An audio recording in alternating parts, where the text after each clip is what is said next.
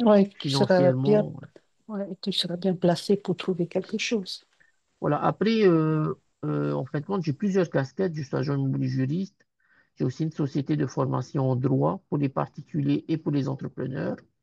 Et Ouais, d'ailleurs, le 4 octobre, je fais une formation pour les entrepreneurs. Et depuis juillet, j'ai encore une autre casquette. En juillet, j'ai suivi une formation d'expertise immobilière et donc aujourd'hui, je suis habilité à évaluer des habitations individuelles ou collectives et des parcelles de terre. ok. Et ça, c'est une société que j'ai créée avec un camarade de classe que j'ai connu en licence, qui lui est juriste en droit public. Donc, en fin de compte, on donnera des prestations juridiques aussi pour cette société-là, parce que ben voilà, Mhm. on est tous les deux juristes et chacun son domaine, public et privé. Ok. Ben, c'est bien. C'est bien occupé, là. Oui, on va dire ça, oui. En plus, depuis mon live avec Veilleté la semaine dernière, je renseigne des gens toute la journée, quoi. Ouais. Non, moi, j'ai vu tes premiers lives, ça fait plusieurs mois déjà. D'accord, ok. Ouais, Ah, c'est pas c'est forcément plusieurs. des lives, alors tu es tombé sur des vidéos que Ah non, c'est pas. j'ai partagées. Oui, voilà, c'est Parce que plutôt ça. le live, on va dire, c'est comme le format d'aujourd'hui. On est en live, on est en direct. Ah non, non, C'est c'est pas ça, ça. c'est Non, c'est. c'est ça qu'on appelle un live. C'est quelque chose, Ah, ok. on le fait en direct. Non, Le non, non, reste, ce ce que sont j'ai des vu, vidéos ce que sont j'ai des. partagées, des informations juridiques que je partage. Voilà, je suis tombée sur des Mm. vidéos un peu par hasard, hein. Et je trouvais ça très bien. Et donc, j'ai dû faire, depuis que j'ai lancé la chaîne TikTok, euh, qui- et que je partage sur ma page Facebook, Lexinesia Imo, j'ai dû créer plus d'une centaine de vidéos, quoi. Ah, par contre, je n'ai jamais été te voir sur TikTok. Peut-être que j'y vais pas Ben, souvent sur. en fait, quand il y a plus de vidéos sur TikTok que Ouais, sur, ok, sur Facebook. Quelquefois, ben, j'oublie de publier sur Facebook, mais en premier lieu, je publie toujours sur TikTok. ok. Bon, ben Voilà. je vais voir ça un jour quand j'aurai le temps. Bon, ben, je pense qu'on va commencer, hein. Bon, on n'est pas très nombreux, mais c'est pas grave. C'est pas le nombre qui compte, c'est Ouais, surtout la qualité. Ben, bienvenue, ben, à ok. Nathalie. C'est Nathalie, c'est ça? Pour Oui, c'est Nathalie. ça, ouais, c'est Voilà. ça. Donc, bienvenue à Nathalie, Farah, Rose Marguerite, Tehaoui et Vivo. Ah, voilà. Ben, pour ceux et celles qui ne sont pas arrivés voilà, en premier, puisque je discutais avec Nat, je vais me présenter. Donc, je m'appelle VTA Chen, je suis agent immobilier juriste et j'ai repris mes études en 2019 lorsque j'avais 46 ans. Pour faire une licence de droit, parce que pour ouvrir une agence immobilière, il faut avoir un bac plus 3. Et, et donc, en 2022, donc j'obtiens la licence de droit et c'est cette année-là que je crée l'Exinesia. Alors, beaucoup de gens peut-être se demandent pourquoi l'Exinesia. En fait, quand l'ex, ça veut dire loi ou le droit en roumain, I pour immobilier et Nesia, la Polynésie pour Polynésia. Donc, d'où l'Exinesia, tout simplement. Et donc, et puis je me suis dit, lorsque j'ai eu ma licence, eh ben, pourquoi pas continuer, parce que c'est déjà dur, et dur de reprendre ses études. Et je me suis dit, ben, tant qu'à faire, ben, je vais aller jusqu'au master, que j'ai obtenu l'année dernière, en 2024. Et donc, aujourd'hui, j'ai un master de droit privé, mention droit des affaires. Et aussi une casquette de formateur en droit, puisque j'ai aussi une société qui s'appelle Lexora. Donc, Lexora, pareil, loi en romain, aura pour l'environnement, donc le droit qui nous entoure. Et là, je donne des formations en droit pour les particuliers sur le thème Le droit et mon quotidien. Et là, le 4 octobre, donc samedi de la semaine prochaine, je lance donc la première formation pour les entrepreneurs sur le sujet entreprendre, deux points, seul ou à plusieurs, où on abordera l'entrepreneur individuel et l'entreprise en société. Et puis donc depuis peu, depuis juillet, où j'ai suivi une formation en France pour l'expertise immobilière, eh bien aujourd'hui je suis aussi expert immobilier et j'ai aussi donc une société que j'ai créée qui est en cours de formation, qui s'appelle Tahiti Expert Consult et que j'ai créé avec un ami que j'ai connu en licence, donc on se connaît depuis 2019, qui lui est est juriste en droit public. Donc voilà. Donc pour cette société-là, on fait des évaluations immobilières et aussi ben, on donnera aussi des prestations juridiques. Donc voilà. Et donc, en tout cas, je vous remercie ce soir ben, de vous connecter et de suivre mon live.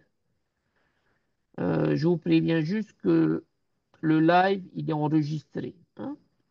Donc, si vous ne souhaitez pas apparaître sur mes vidéos, parce que je vais, comme pour l'émission précédente, j'ai coupé plusieurs on va dire, petites vidéos de la vidéo que j'ai produite et que je partage sur le net et notamment sur ma page TikTok Lexinesia Imo et ma page Facebook Lexinesia Imo du même nom. Donc voilà, si vous voulez pas être, par exemple, quand vous allez me poser des questions, si vous voulez pas apparaître, vous m'envoyez un petit message comme ça, ben, je vous mute quoi. Et personne ne saura que vous avez participé à ce live. Voilà. Alors, le sujet d'aujourd'hui, c'est donc la vente des parts indivises dans une propriété en indivision et l'indemnité d'éviction d'un bail commercial. Ça, ce sont deux internautes qui m'ont posé la question et donc que j'aborde aujourd'hui. Alors, d'abord, l'indivision, euh, c'est c'est une situation juridique où lorsqu'il y a plusieurs propriétaires sur un bien immobilier. Ou ça peut être aussi un bien meuble, hein, comme une voiture. Lorsque, par exemple, pour une succession, eh bien, le défunt laisse une voiture, par exemple, eh bien, c'est ses ayants droit qui héritent. Et donc, sur une voiture, on peut être plusieurs copropriétaires au même titre qu'un bien immobilier. Et c'est ça l'indivision.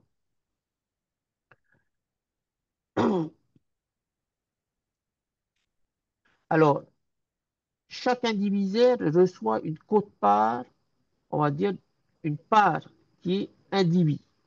C'est-à-dire que, admettons qu'il y a quatre personnes, on va dire que chacun reçoit 25% de part indivise, mais dans l'utilisation du bien, tout le monde est propriétaire de l'ensemble. C'est-à-dire qu'on ne peut pas dire, par exemple, pour un terrain, ah ben moi, je veux là-bas, moi, je veux là-bas, hein. Donc, en fait, quand tous ces copropriétaires sont propriétaires de l'ensemble et non pas d'un endroit tant qu'ils n'ont pas partagé le bien. Euh, et en fin de compte, sur le sujet d'aujourd'hui, sur la vente des parts indivises, il faut savoir que lorsque vous voulez vendre votre part, vos co-indivisaires sont prioritaires. Donc, dans la pratique, lorsque vous voulez vendre, vous proposez, vous faites une offre de vente écrite au co-indivisaire pour dire, ben voilà, moi je vends ma part à temps. Est-ce que vous êtes intéressé? Et je vous laisse un délai raisonnable pour y réfléchir. Et le délai raisonnable, on va dire que c'est généralement 2 à 3 mois. Et donc, passé ce délai-là, eh bien, vous êtes libre de vendre à qui vous voulez. Donc, à ce qu'on appelle un tiers étranger, une personne étrangère de l'indivision. Yeah, aman. Donc,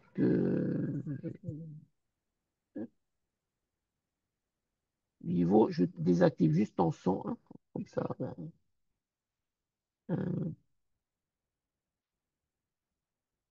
Voilà. Et que de toute manière, par principe, dans une indivision, le principe dit que nul n'est tenu de rester dans l'indivision. Donc, à tout moment, vous, en tant qu'indivisaire, vous pouvez demander une sortie d'indivision, soit amiable, c'est-à-dire que vous êtes tous d'accord pour sortir de cette indivision, soit un indivisaire achètera toutes les parts, soit vous vendrez dans votre part et vous partagerez le bénéfice donc, de la vente.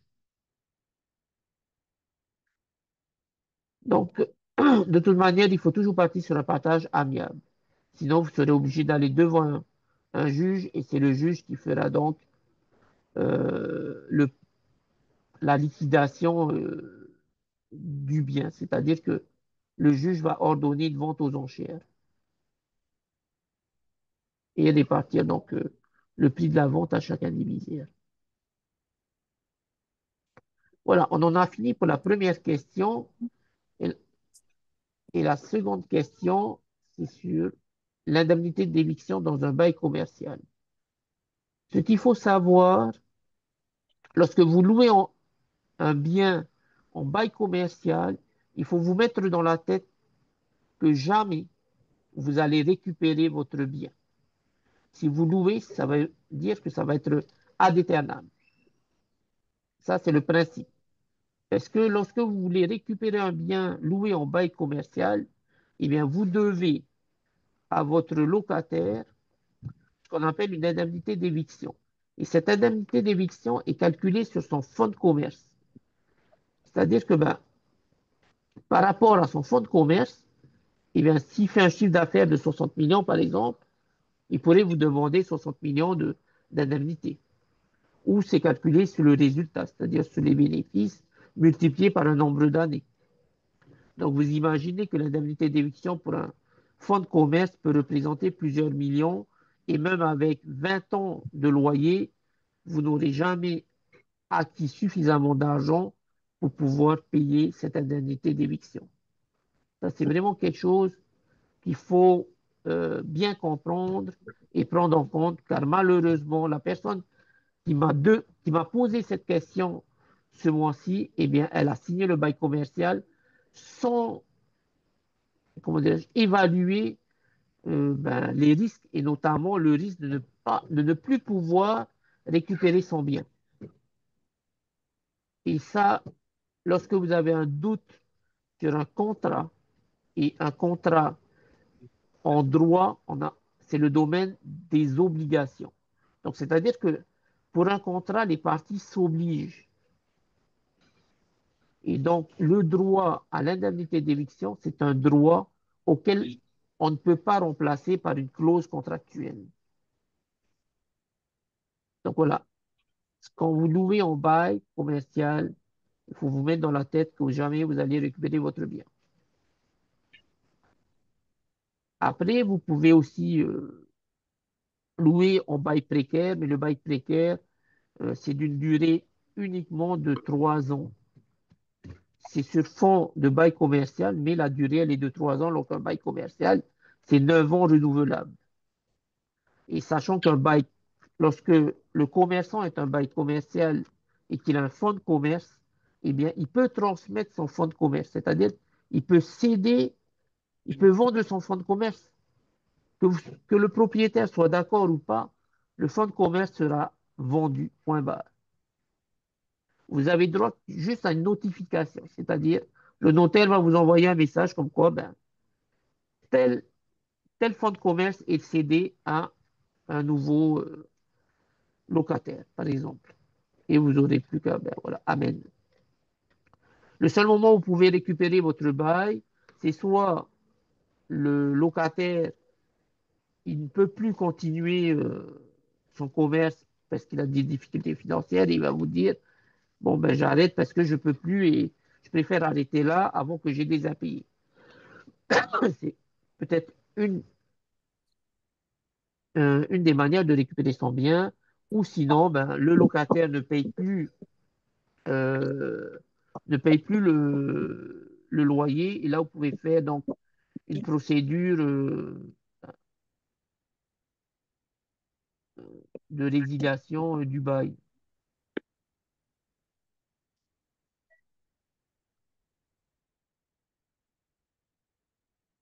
Donc, voilà. Parce qu'en plus, l'indemnité d'éviction, non seulement vous payez une somme, ça c'est la première forme d'indemnité, soit vous devez chercher un local équivalent pour votre locataire. Donc, ça revient de toute manière à sortir plusieurs millions de sa poche, hein. Euh, donc, voilà. Après, et voilà, je crois qu'on en a fini là pour les deux questions du jour. Euh, Maintenant, est-ce que vous souhaitez ben, poser des questions? Là, vous pouvez poser des questions. Ça peut être, alors, la vente de droits, voilà, donc il y a Théonie qui pose la question, la vente de droits indivis, faut-il un notaire? Alors, pour toutes les mutations immobilières, il faut passer par un notaire. C'est-à-dire une vente, c'est chez un notaire, une succession, c'est chez le notaire, une donation, c'est chez le notaire, etc. Dès qu'il y a de, un transfert de propriété d'une personne à une autre, il faut passer par le notaire. Et contrairement aux idées reçues, c'est pas le notaire qui coûte cher, parce que le notaire, il a des tarifs contrôlés, comme un PPN, hein, comme, voilà, comme un produit de première nécessité. Souvent, le notaire, il va gagner 1% hein, sur la valeur du bien et le reste que vous payez, par exemple, je crois les 6 autres pourcents, ben, ça va être pour l'enregistrement. Ce sont les droits, ce sont des impôts, des taxes que vous payez. Voilà, Théonoui, est-ce que j'ai répondu à ta question?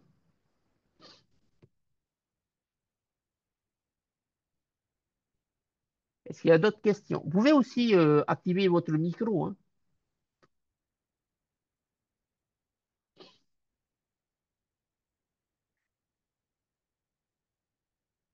Allez, soyez pas timide.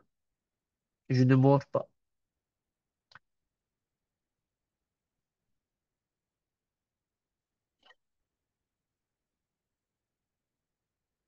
Alors, est-ce que vous avez des questions?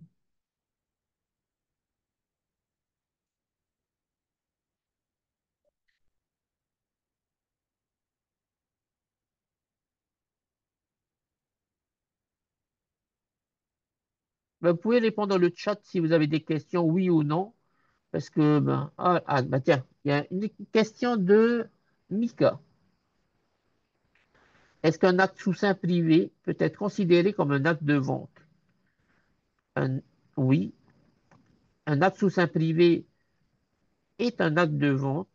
Donc, en fin de compte, en contrat de vente, il y a la distinction entre un acte sous seing privé. Sous seing privé, ça veut dire uniquement un contrat entre deux personnes de droit privé.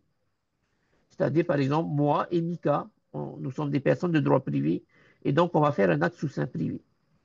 Et un acte authentique est fait par une autorité publique, comme le notaire. Le notaire est considéré comme un agent public, parce qu'il est nommé par le président de la Polynésie française, et que c'est une profession réglementée. Ça peut être un acte de vente, mais il faut quand même légaliser. Si c'est un acte de vente, on va dire, d'un bien immobilier, il faut quand même passer chez un notaire pour pouvoir le valider.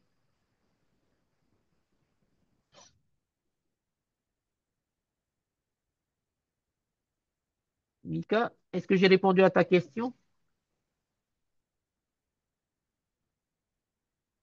OK. D'autres questions?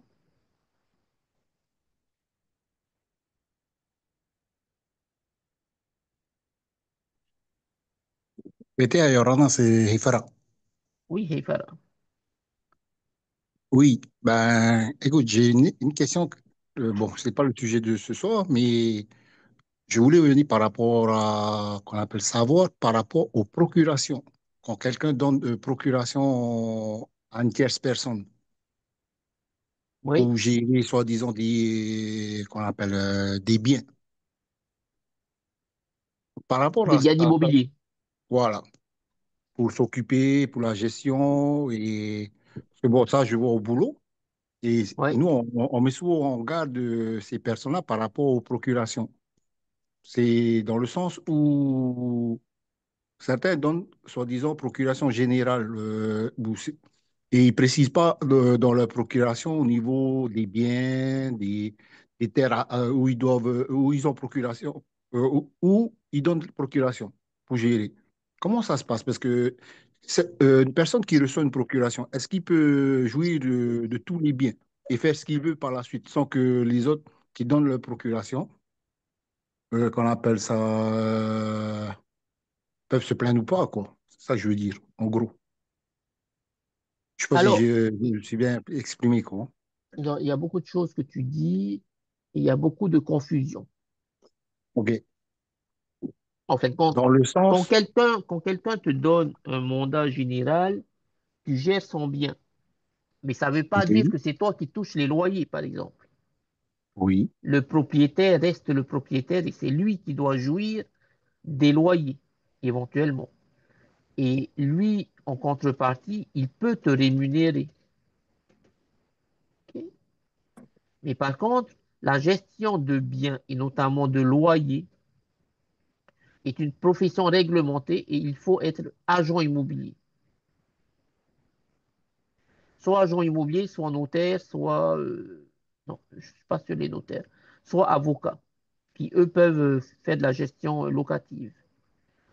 Voilà. Si tu gères des biens et que tu touches un loyer, et toi tu es le tiers, tu n'es pas le propriétaire, tu es obligé de passer par soit un avocat, soit un agent immobilier. OK, Ok. Par contre, quand tu es propriétaire, tu fais ce que tu veux de ton bien. Tu es libre de gérer. Parce que tu payes pas un tiers. Toi, c'est pas un tiers qui te représente, c'est toi-même.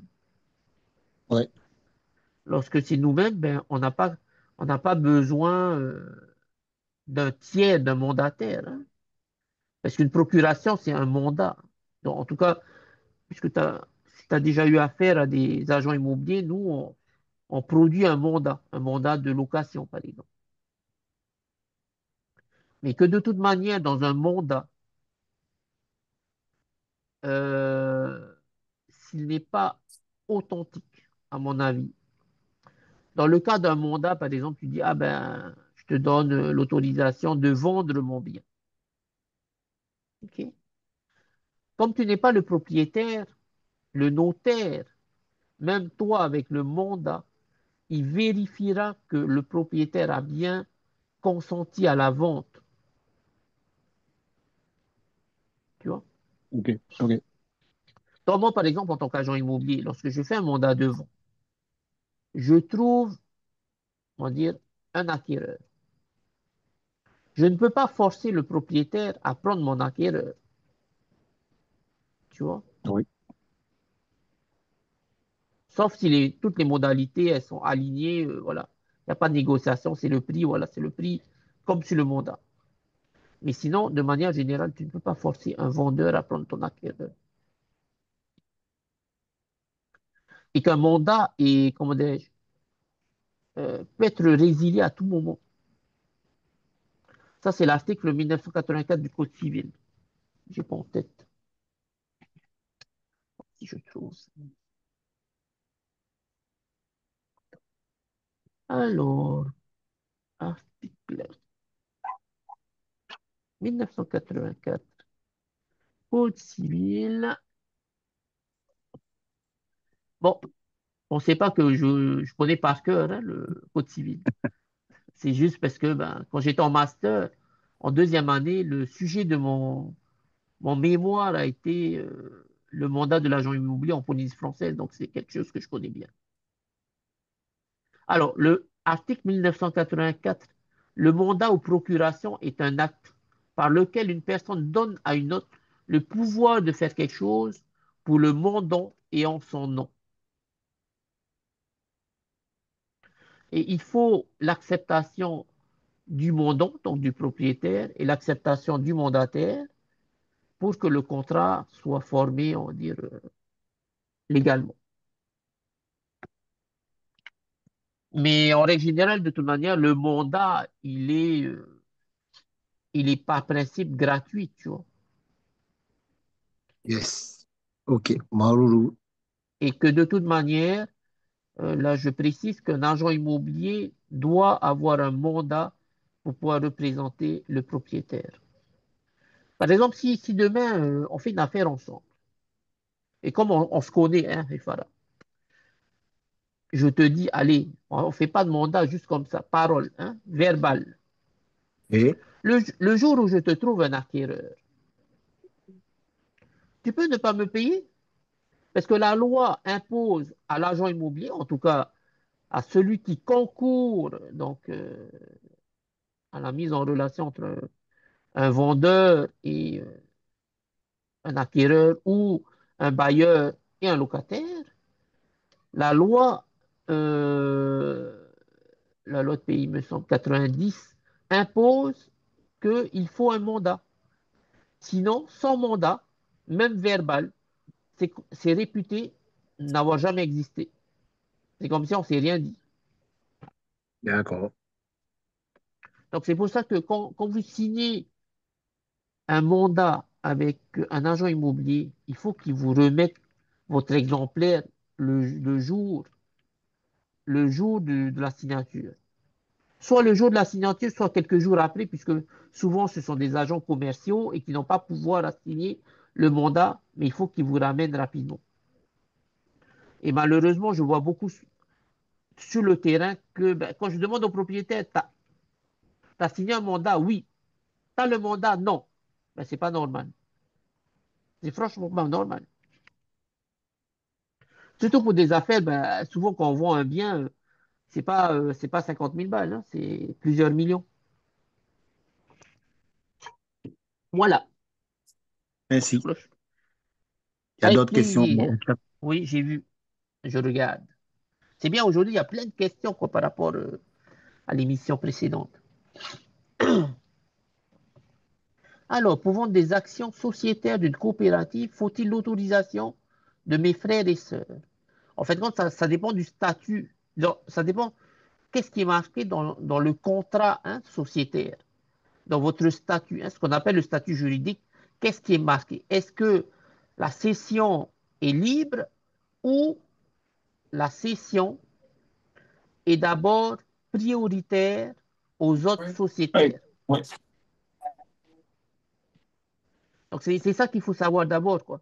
Je ne pourrais pas répondre à ta question. La réponse se trouve dans ton contrat. Souvent, dans les associations ou dans les sociétés, il y a ce qu'on appelle la clause d'agrément qui pose les conditions d'une cession de parts sociales. Oui. Attends, je vais couper son son là.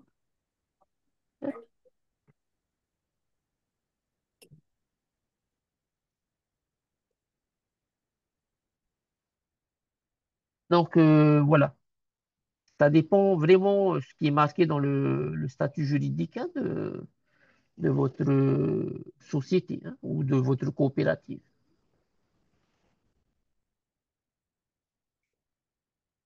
Est-ce que j'ai répondu à ta question, Tehaoun?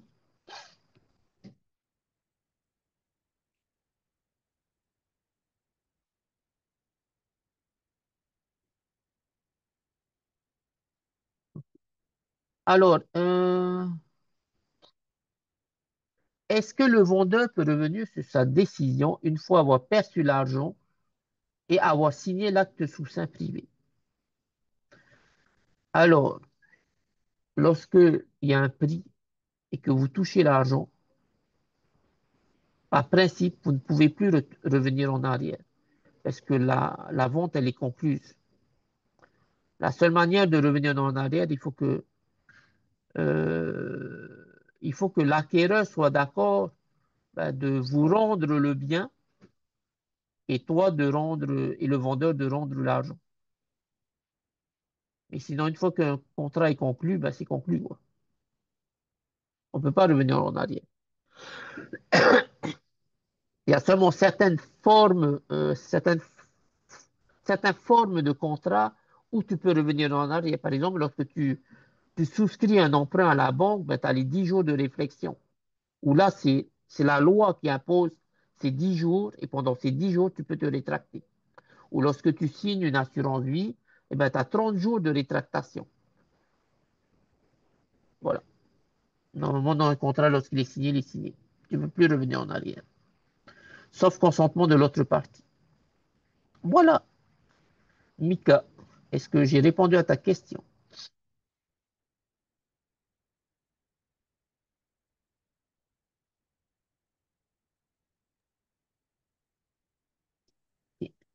Alors, Mika, est-ce qu'un mandat signé devant un notaire donne un pouvoir plus important au mandataire? Non. C'est pas une question de pouvoir. Le pouvoir, de toute manière, s'exprime dans la rédaction du contrat, qu'il soit fait sous sein privé ou sous forme authentique chez un notaire. La seule chose qui différencie, c'est que il est beaucoup plus complexe de contester un acte authentique par rapport à un acte sous sein privé. Il y a une procédure spéciale pour pouvoir contester un acte authentique. Voilà, c'est surtout sur la force de la preuve, quoi. Quand tu signes devant un agent public, et notamment devant un notaire qui est une personne assermentée, c'est beaucoup plus difficile de contester que entre deux personnes qui se sont dit oui verbalement et qui ont mis une croix sur, en dessous de leur nom. Voilà. Est-ce que j'ai répondu à cette question?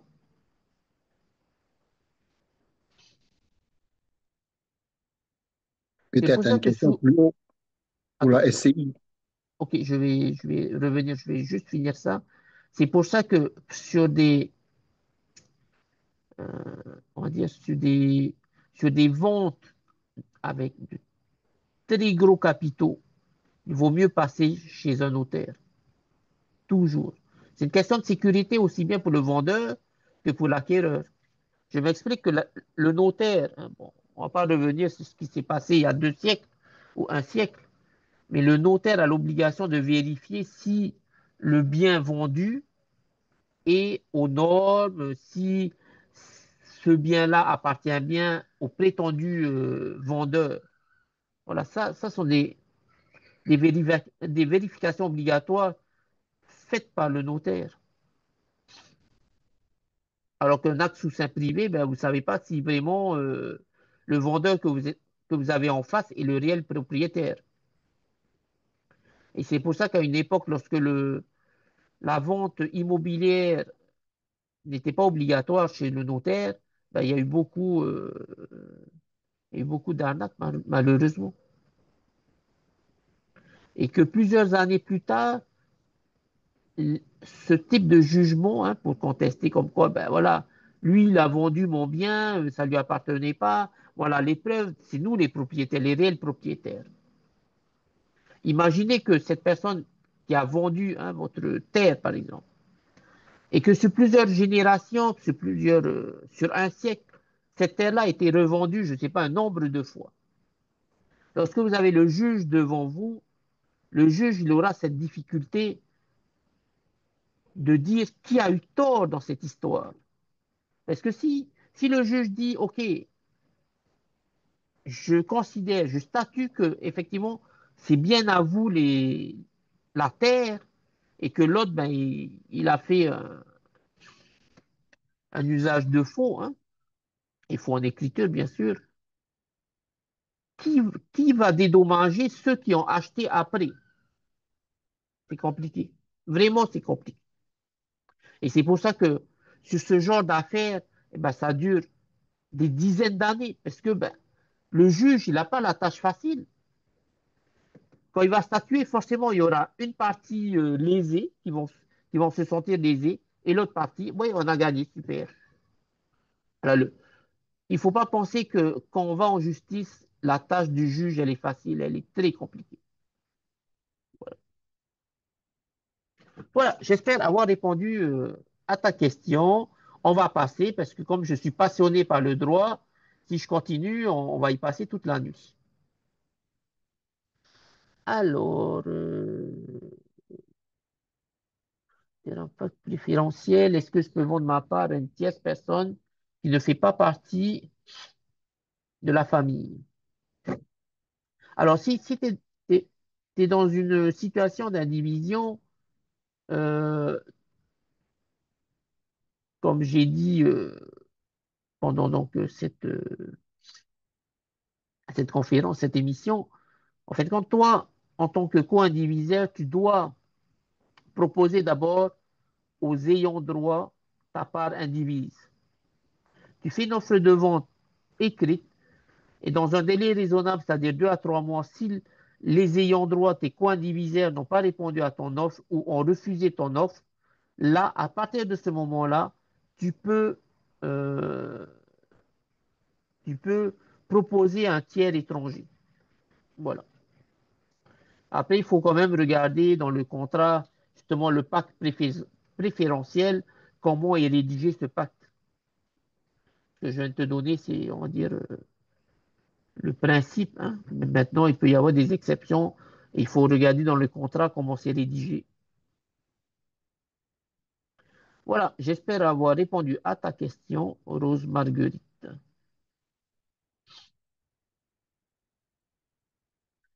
Alors, attends, je vais revenir à la SCI. Un peu.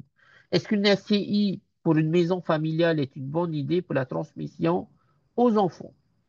Alors, euh, ça dépend du bien, ça dépend du nombre de biens. Si effectivement vous avez qu'un seul bien et que vous avez 3 enfants, une SCI c'est quand même mieux parce que pour éviter que les enfants se déchirent, qui prend la chambre, qui prend le salon, qui prend la cuisine. Une SCI c'est, voilà, si vous avez trois enfants, 4 enfants, c'est divisé au nombre d'enfants et voilà, ce sont des parts. Et qu'après, les enfants vont élire un gérant pour pouvoir gérer, on va dire, le patrimoine familial. Mais après, ça dépend aussi de ce que vous recherchez. Cette question, elle est compliquée à répondre. Et je dirais que pour une transmission de patrimoine, une SCI est un bon moyen pour organiser une succession. Donc voilà. Est-ce que, Nat, j'ai répondu à ta question?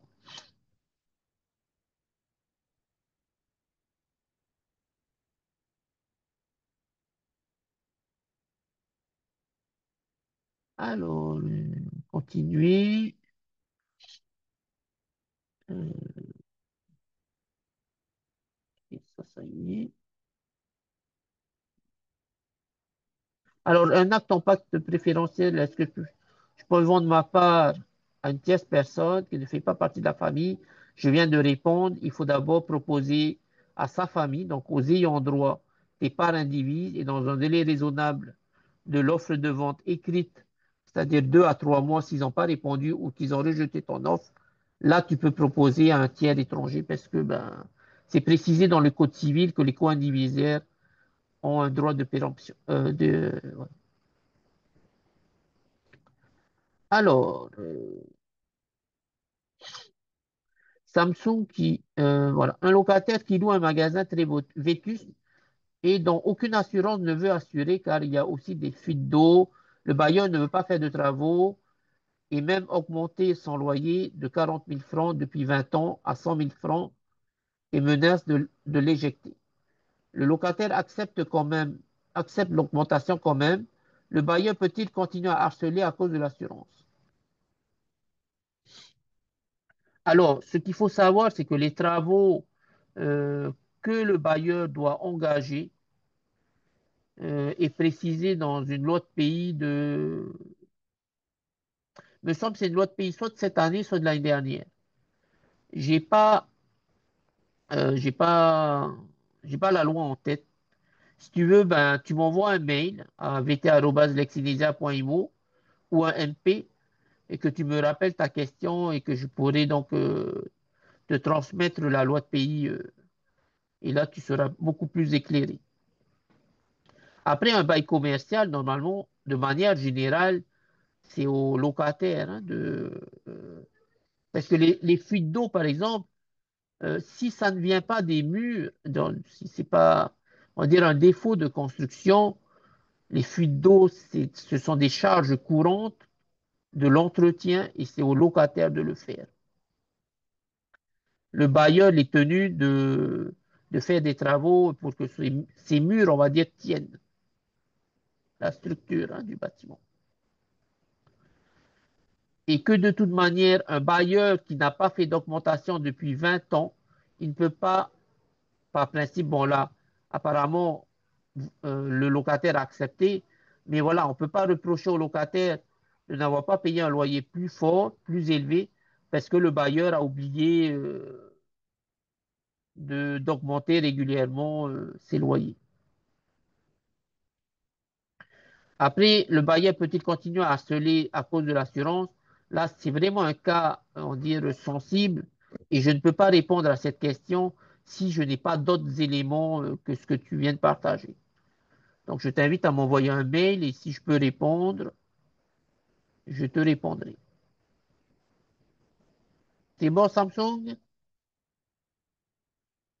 Est-ce que j'ai répondu? Ok. Attends, je vais mettre mon mail dans, dans le chat, comme ça ben, vous pourrez après. Donc, vous pouvez m'envoyer un mail. Alors, est-ce qu'il est préférable d'obtenir les mandats de tous les ayants droit pour rester en justice pour un partage par souche? Eh ben non.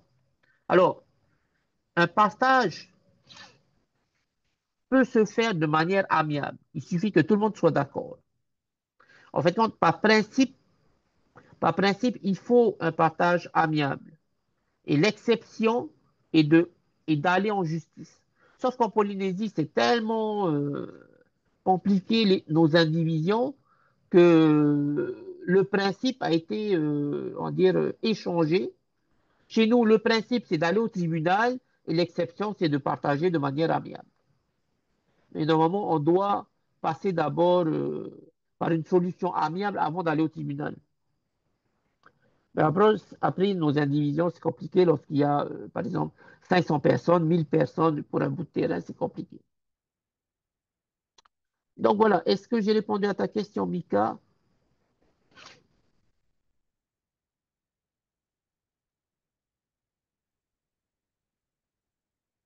Ok, je continue.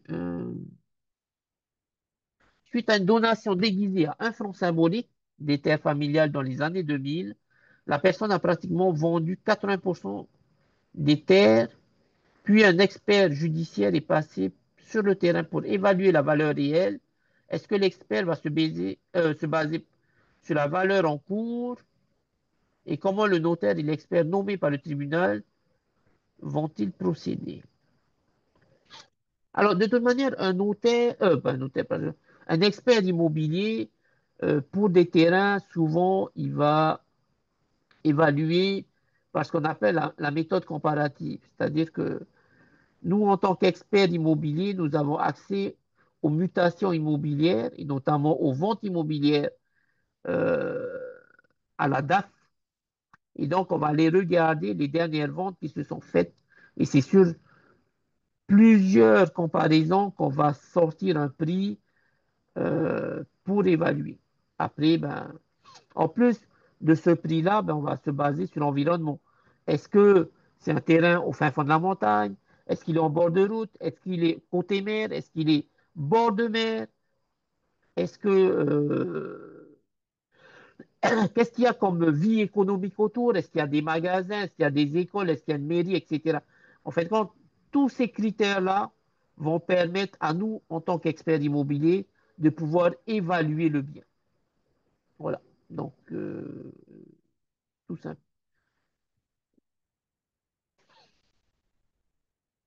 Et donc c'est sur ça que l'expert va évaluer de manière générale. Ou il pourrait aussi évaluer ce qu'on appelle la méthode par capitalisation, c'est-à-dire qu'il va mettre un loyer, hein, hypothétiquement un loyer sur le terrain, et il va calculer, par une base de calcul, ben, il va pouvoir donner un prix au terrain. Bon, après, il y a plusieurs méthodes, hein. Ces deux méthodes, ce sont les méthodes que j'utilise fréquemment, donc voilà, c'est pour ça que j'en parle. Mais après, chaque expert a leur propre méthode.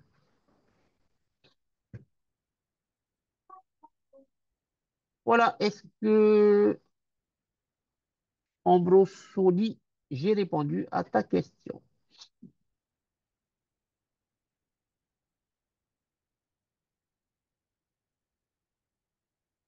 Bon, je vais répondre aux trois dernières questions, après on va s'arrêter là, parce que là, ça va faire bientôt 1 heure hein, que j'ai commencé l'émission.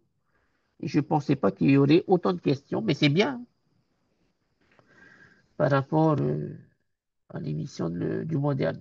Mais bon, voilà, c'est pas que je m'ennuie, mais là, je vais devoir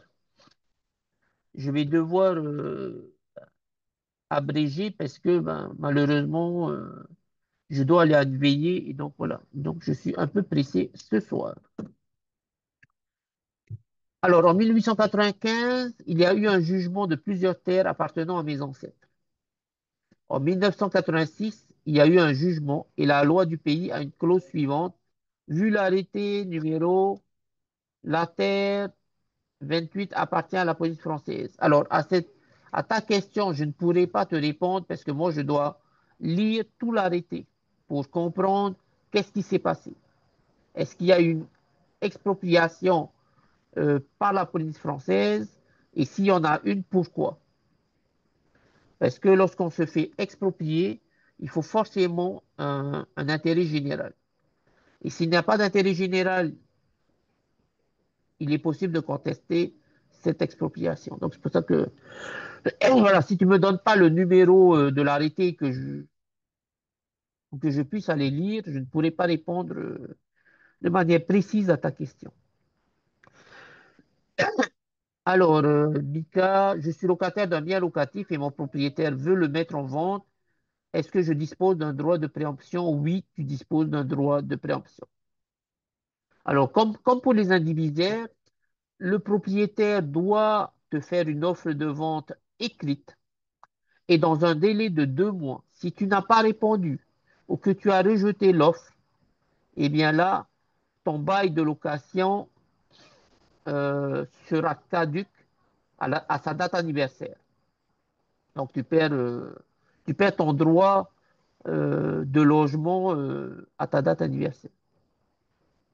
Sauf si tu dis, voilà, moi je suis locataire, je ne suis pas intéressé par acheter, mais que le prochain propriétaire, donc l'acquéreur, peut acheter et que si c'est un investissement et que je reste à louer ce bien-là, quoi. Donc voilà, ce sont des choses qui peuvent arriver, mais par principe, le propriétaire doit te faire une offre de vente écrite et te laisser un délai de 2 mois pour réfléchir si tu acceptes ou pas. Et donc,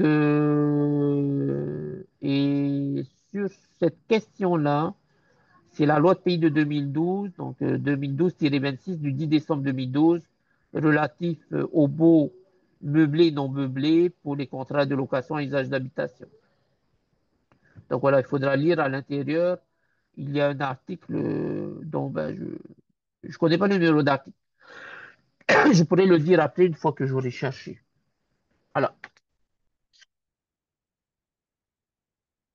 Alors, en gros, comment va-t-il rembourser pour les terres vendues? Ça, je ne peux pas répondre. Ça dépend dans quel sens le juge va statuer.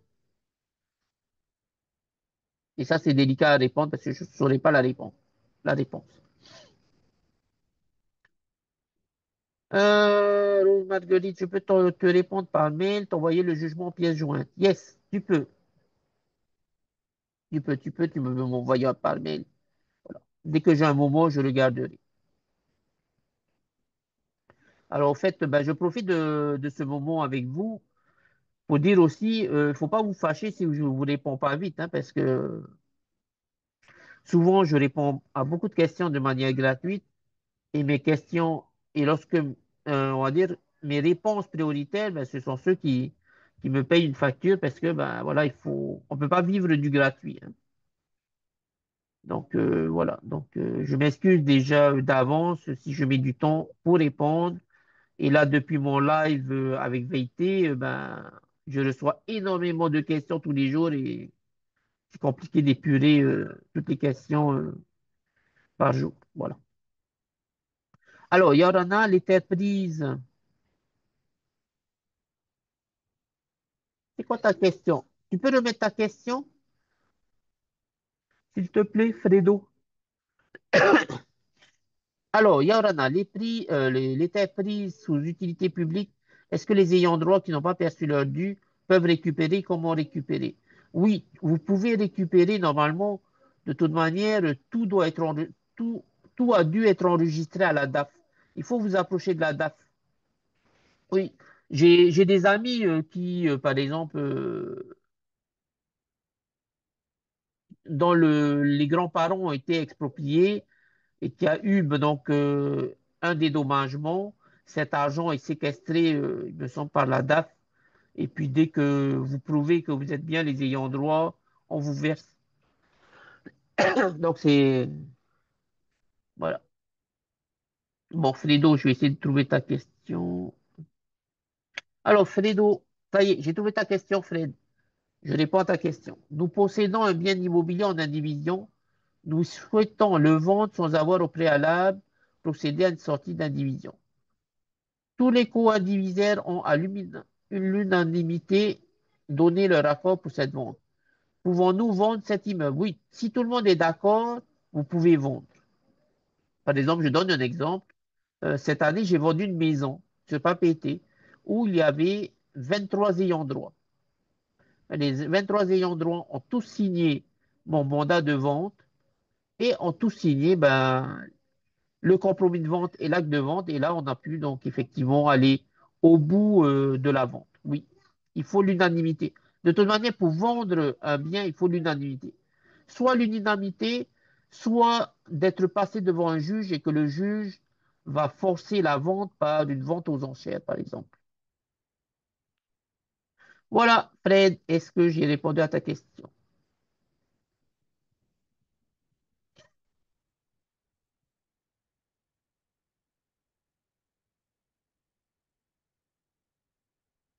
Oui, avec plaisir. Donc,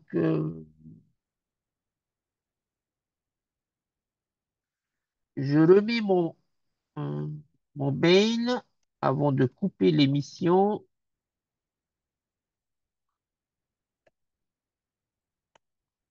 C'est pas grave, je le mets quand même au cas où certains n'ont pas pu prendre. Donc, en tout cas, je remercie toutes les personnes hein, qui se sont connectées. On est quand même, vous êtes quand même 10 personnes. Déjà, c'est un peu plus que ma première émission. Donc, j'espère que demain, on sera encore, non, le mois prochain, on sera encore plus nombreux. En tout cas, merci. Et n'hésitez pas, ben, oui, merci pour mon émission, Fred. Et merci à vous hein, de vous intéresser. Sinon, mon émission, elle n'aurait jamais éclos, hein, éclose. Donc, merci à vous. Merci à vous. Merci aux fans, hein, parce que voilà. C'est grâce à vous que j'ai créé cette émission.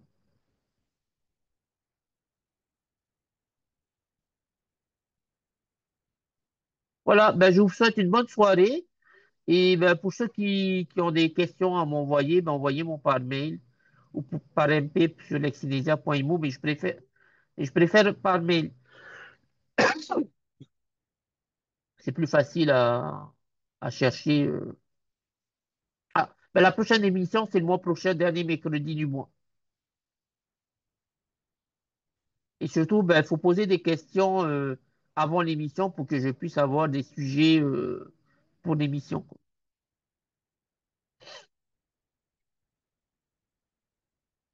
Donc voilà, je vous remercie.